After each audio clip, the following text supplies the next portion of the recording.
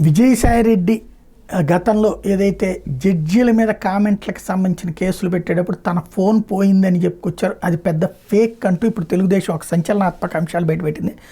YCP MP Vijayasai Reddy తన cell phone పోయినట్టు 2022 November 22 Tadepalli police స్టేషన్లో ఫిర్యాదు చేయడం వెనక కుట్ర కోణం ఉందంటూ తెలుగుదేశం పార్టీ రాష్ట్ర కార్యనిర్వాహక కార్యదర్శి కనపర్తి శ్రీనివాసరావు ప్రకటించారు.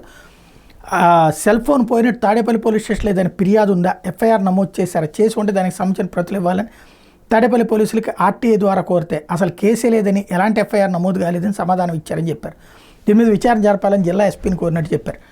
ఢిల్లీ మద్యం కుంభకోణంలో కీలక పాత్ర పోషించిన విజయసాయిరెడ్డి అల్లుడు సోదరుడైన శరత్ చంద్రారెడ్డిని ఈడీ పోలీసులు 2022 నవంబర్ 21 అరెస్ట్ చేసి కోర్టులో హాజరుపరిచే సమయంలో అప్పటి వైకాపా ఎమ్మెల్యే చెవిరెడ్డి భాస్కర్ రెడ్డి న్యాయస్థానం వద్ద కలిపి మంత్రాలు జరిపారని శ్రీనివాసరావు గుర్తు చేశారు. ఈడీ విచారణలో 9 సెల్ ఫోన్లు ధ్వంసం చేసినట్టు శరత్ చంద్రారెడ్డి అంగీకరించారని, ఆ మరుసటి రోజు తన సెల్ ఫోన్ పోయిందని విజయసాయిరెడ్డి తాడేపల్లి పోలీస్ స్టేషన్లో ఫిర్యాదు చేయడంలో ఆంతరం ఏంటని ప్రశ్నించారు. ఆ రోజు ఫిర్యాదు తీసుకున్న పోలీసు అధికారి ఎవరు, నిజంగా ఫోన్ పోతే ఎఫ్ఐఆర్ నమోదు చేసి ఎందుకు విచారించలేదు వంటి అంశాల మీద జిల్లా ఎస్పీ విచారణకు ఆదేశించాలని కోరారు. సెల్ ఫోన్లో మద్యం కుంభకోణంతో పాటు విశాఖ కుంభకోణాల వివరాలు కూడా ఉన్నాయని అనుమానం వ్యక్తం చేశారు. శరత్ చంద్రారెడ్డిని విజయసాయిరెడ్డిని ముందుంచి మద్యం కుంభకోణం కేసు అంటే విజయసాయిరెడ్డి శరత్ చంద్రారెడ్డి ముందుంచి మద్యం కుంభకోణం కేసు నుంచి తప్పించుకున్నారని ఆరోపించారు. వ్యవహారం మొత్తం ఢిల్లీ ఎన్ఫోర్స్మెంట్ అధికారులకు ఫిర్యాదు చేయబోతున్నట్టు ప్రకటించారు.